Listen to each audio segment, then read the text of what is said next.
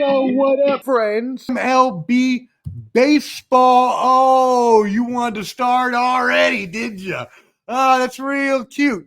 Real funny there, Skankies fan. Okay, I'll give it to you. I'll give it to you. That's all right. That's all right. The Mets had what can be considered the most epic, worst collapse in baseball history. And I'm going to pause so the AI short generator can get that joint and clip it, because this is the most ridiculous shit I have ever seen. What is happened to my Mets? They had the best record in the league. They had the best record in the league for the first half. Then came the second half, and boy, oh boy, was it a tale of two stories. The second half was a collapse of epic proportions. They had a 10-game lead, and they completely lost it, to the effect where a $330 million payroll did not even make the playoffs. Did not even make the playoffs. Playoffs? Playoffs? You talking about playoffs? Who's talking about playoffs? Not the Mets. Not the Mets. It sure as hell ain't. It's me and Mr. Met crying in the back room right now. What a horrible performance. Horrible. And then all you had to do was win one more game than the Reds over the last week of the season, and you threw away key opportunity after key opportunity. And yeah, you're right. Had. That's right. Had. In past tense. We blew every key opportunity that we had, including this weekend against a crappy Marlins team that was playing. I mean, the Marlins team we played was so young. How young were they? They had the coaches calling in the signs to the catcher. To the pitcher, because they could not have the catcher and pitcher calling signs because they were so young. They don't teach them these things anymore in the minor leagues, which is horrible and something we can talk about on another program at another point in time. But no, it doesn't shock me at all, to be honest. The Mets have completely done this to us time and time again. As a Mets fan my whole life, I have seen this story at least 4 or 5 times now over the past 20 years, and that's 30 years, and that's before even I was born. That they were around for 13, 15 years before I was even born. So whatever happened before then, when they were even more shitty before the Miracle Mets, I don't even know. So the Mets have done this to their fans for a long, long time, and they have continued to upset me. And this is the worst of it. It was a slow descent into hell. Again, a 10-game lead just blown over the second half, ups and downs. We win 5, we lose 10. We win 3, we lose 5. It was like, what the? Anyways, not just us, though. Tigers, you ain't getting away either. No, the Tigers had a 15.5-game lead, and somehow, some way, they blew that to the effect that they barely made the playoffs and almost lost their spot, or almost got kicked out by the Guardians in their own division. So, Tigers, you ain't getting off easy as well here. You definitely deserve it, but at least you made it to the playoffs. At least you made it. So let's talk about this. The 12-team playoff, you see the bracket there, opens with the best of 3 wild card series. And yes, while my Mets will not be in it, I am still a baseball fan. I got all my crying out last night. I'm still a baseball fan. I'm still looking for good baseball. And boy, oh boy, did the MLB provide some spiciness, a little spiciness in our, take the bracket away from you there, in our first drop of the bracket. I actually wanted to make it a little better. There we go. A little bigger for y'all to see. There we go. So as you can see in this bracket here, this is going to be our first round on the outside. Remember, 3-game series, best of 3. So the first team to 2, basically. And what do we got? Up in the left-hand side, American League. Detroit Tigers, we just talked about them, blew that 15.5-game lead. They're going up against their division rival, the Cleveland Guardians. Moving down in the American League, you see it. Talk about spicy. Woo! Caliente. See, I can't roll my R's or my L's. And don't worry about that. My mom will call me a bad Puerto Rican. That's okay. But you've got the spiciest and best rivalry ever in the American League. Jersey boy MJ's New York Yankees versus Amul Madan and Lion Reese Penn's Boston Red Sox, which is why I was wanting to have an MLB show this week with all three of them so we could talk about the series, but we're going to see if we can get that together maybe after the series. We can talk about it. And the loser can cry their salty tears. But what with the Pirates? Yeah, they did. You're right. That's okay. I am willing to admit it. I am a real fan. I admit it all the time, and the Tigers did too. Light work, huh?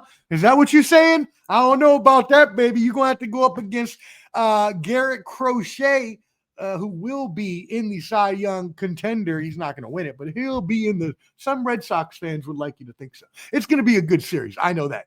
I think that the Red Sox are a much better team than most people give them credit for. But, again, you can't even hate on this because this is the preeminent rivalry in baseball. Not even the Mets and Yankees. I know they're crosstown rivalries, but it's the Yankees-Red Sox is the biggest rivalry in baseball. All games at Yankee Stadium due to New York's higher seed. As for Detroit, remember, they're going to the Guardians. All right, cool. Let's move it over to the National League side. You see, we got these Cincinnati Reds going. Before we got, you're right about that. Remember, starting pitching, even though it doesn't matter as much as it used to because pitchers aren't going as long, y'all, we still got to remember that good starting pitching that can get you at least 6 innings is going to be crucial because a lot of these pitchers can't even go 4 or 5 innings anymore these days. And having a combination of at least Fried and Rodon, who are proven, Schindler, however the fuck you say it, I knew that was going to happen. He's still a rookie, so we'll see if he can hold up in the bright lights of the postseason for the first time. But definitely Fried and Rodon, I like that 1-2 combo. And again, it's just a 3-game series, so if you win those first 2 games right off the bat, boom, you ain't even got to worry about going to the Rook. So I hear you on that. And you're right. You got to go up against at least Crochet though. So we'll see what happens there with that. I think it's going to be a very, very interesting series. Moving it to the National League side, you got it there. The Cincinnati Reds going to visit the Los Angeles Dodgers, your reigning and defending Major League Baseball champions, the Reds. Screw you. I get it. I mean, they say if you can't beat them, join them. That's what Clubber did say last night with the Jaguars colors. No, I'm not doing it. Screw you, Reds. You don't even deserve it. Your team sucks, but you deserve it more than us because we flailed out. Reds are going to meet the Dodgers in what should be a quick series for the Dodgers. And then lastly, you see at the bottom there, I'm not saying he didn't. I'm not saying I agree with you. Hey, you can be a quick riser as a rookie. If the Mets would have got into the playoffs, we would have pitched probably at least 1, if not 2 rookies of our rookies. So, yeah, it's all good. Hey, if you can get it done, that is all that matters. And then, again, you got in the bottom side, we've got the San Diego Padres visiting the Chicago Cubs in Wrigley Field with future MVP Pete Crow Armstrong, PCA. No, it won't be this year, but in a future year, it will be. So let me give you my predictions here. First of all, in your top series, I don't see how you can blow a 15.5 game lead to your rival and they take over the division for you. Y'all have heard me talk before in the past few years, and you always hear me talk about momentum when you're in the playoffs. Good old Uncle Mo, momentum. That matters. Detroit Tigers completely shit the bed in the playoffs in September to barely get into the playoffs. Their arch rival, the Guardians, on the other hand, took advantage of that to take the higher seed and win the division. I don't see that stopping. Guardians win and move on to face the Seattle Mariners. In your bottom series here, you got the Boston Red Sox and the New York Yankees. Aaron Judge led the AL with a .331 average and 53 home runs and 114 RBIs this season. Jersey boy MJ would have you believe that is the MVP of the American League. But no, sir. You see it, Cal Raleigh, catcher for the Seattle Mariners. They call him the Big Dumper because he got a big backside, because he got a badonka-donk, as some of them would call it, pause. He's a big dude. He's a catcher, but he hit 60 home runs, which is unheard of for a catcher ever. They barely get there. And so that's my pick over Aaron Judge. Again, it's very hard to get to 60 home runs, even harder when you play the most demanding position in baseball and you're the leader of the team. They call the catcher the quarterback of the team. So, yeah, numbers don't lie. He had a good season. Not good enough. If he could have got to 60 home runs, then maybe we'd be talking, but nah, He's had it enough. And yes, I am one of those people. You've had it enough. Give somebody else a chance. Let's move it on to the NL. In the NL, I have, by the way, yeah, that's fine. In the NL, we're going to have the Dodgers over the Reds. I already told you about that one. Should be a sweep, to be honest. The other two won't be. And then the San Diego Padres, Chicago Cubs, going to be another good series. But yeah, I got the Cubs. The Cubbies, baby. The Cubbies getting over the San Diego Padres' huge payroll and roster as well. Maybe payrolls and rosters aren't the thing anymore. We'll see. He hit more. He didn't hit more home runs. That's for damn sure. Kyle Raleigh, as we just talked about, had over 60. So he. You're talking about Kyle Raleigh. I got what you're saying. Okay, got you. I had it backwards. Got you. Yeah. Hey, that's okay. He also plays a harder position and also has to call games and do a lot more than Aaron Judge has to do standing in the outfield picking his ass. Yankees going down. Anyways, all right, let's keep it moving. In that final bottom one, yeah, I got the Cubs taking the cake there. So we'll come back later on. Again, I hope to get the brothers in either at the end of this week, early next week for an MLB baseball show. Jersey Boy, I'll be hitting you up soon to coordinate that here later on in the week. But yeah, we'll probably go after it's probably better for us to go after anyways the wild card before we go into the divisional, because the wild cards are short. They're only three game series. So, all right, cool. That is baseball. Again, make sure you subscribe at Ball and Buds, BALLAND BUDS on YouTube. Go ahead, hit that like button for me now. I'm talking to you. It's free to you, but it helps us so much. So go ahead and that like button, whether watching now or on the replay. And yeah, we will see what happens there and update you next week. All right, cool. Oh, one more thing. After that, though, the winners, when they go into the next round, it's not going to be best of 3 anymore. It's going to be a best of 7. So just to let you all know that, best of 5, best of 5 in the division series, and then best of 7 in the league champion series and the World Series. So 3, 5, 7, 7 in the Major League Baseball divisional. That's how many games the series are best out of.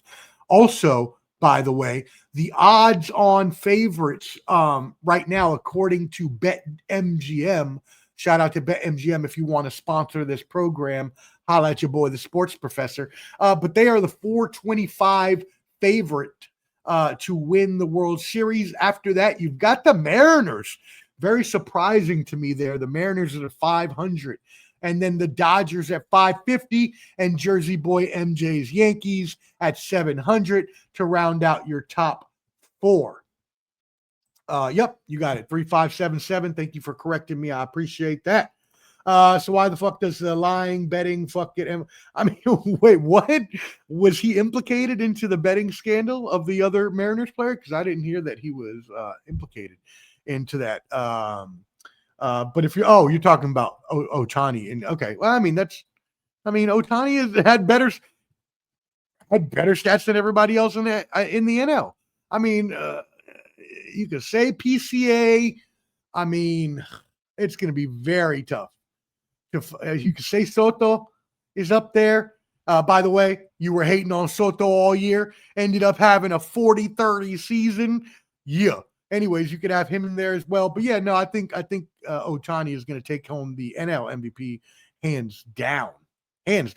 Oh, by the way, Major League Baseball, 3rd consecutive year of growth at the gates, a total of attendance of 71.4 1.4 million. The Dodgers led all the clubs for a 12th straight season, topping 4 million fans, while the lowly A's, shout out D. Cleasy, and the Rays all or both had only 780. Actually, the Rays had right above 750,000, which is pretty horrible if you think about it. They ain't even hit 1 million fans. Now, they did play in minor league stadiums, but it's still pretty bad. Pretty bad. Pretty bad. All right. Anyways, cool. Yeah,